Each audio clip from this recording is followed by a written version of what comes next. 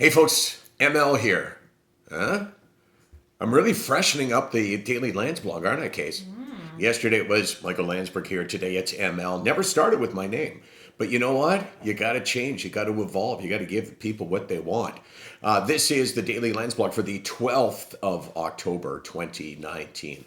Let me read to you a message that I saw on Twitter. It's actually a question. Are you influenced by the new mainstream anti-psychiatry, anti-medication movement and their discontinuing medication dogma?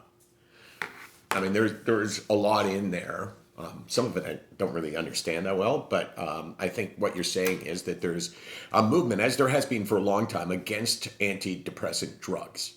And that's been around since there were antidepressant drugs.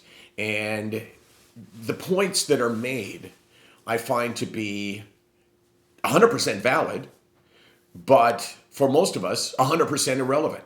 And here's what I mean. That that side says, well, first of all, they're overprescribed. Well, we all know they're overprescribed, but that has no relevance to somebody who actually needs an antidepressant, somebody with severe depression. So that's the first thing. Yeah, of course they're overprescribed. The fact that you think that the drug companies are manipulating us is also irrelevant to somebody who has a serious mental illness. Now, you may say, well, how about the people that don't have serious mental illness? Well, we're not talking about those people.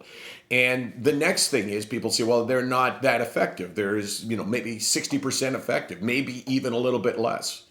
And I say to that, it's hugely disappointing. And it's really frightening that what is the first line for many of us sometimes is not successful. But I can, honestly say that for many, there's no other alternative. And if you can tell me an alternative, I would say, okay, let's put that on the table. But what I say to people every time I go to speak is that you gotta look when you're sick enough and you gotta say, I will do anything to get better. Anything to get better. And if you disagree with that, if you say, no, that's the wrong attitude, tell me, because I'll fight you on this. Tell me why the attitude shouldn't be, I will do anything to get better. Would you say that to somebody who has cancer? Would you say, no, well, I mean, you can't do anything. You got to be limited. No, of course not. Antidepressants are far from perfect. As I have said many times, I do not like the drugs I'm on, but I despise the illness. So you have to learn to love the thing you hate the least. Love the thing that you hate the least. Does that make sense? Oh, fucking right, it makes sense, man. It's fucking brilliant. Sorry, got a little carried away. It does make sense, though, doesn't it? Yes. You got to learn, that, hey, whatever you hate the least, you go with. And in my case, yeah, God, I hate being on meds. But I hate the illness a lot more. SickNotWeak.com, 24 hours a day, 364 days a year.